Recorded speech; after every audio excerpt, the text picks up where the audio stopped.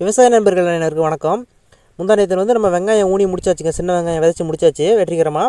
இப்போ பார்த்திங்கன்னா நம்ம அதுக்கு மருந்து களைக்கொல்லி அடிக்கிறாங்க. பார்த்திங்கன்னா ஆக்சிக்கிள் மருந்து 100 ml டப்பாங்க.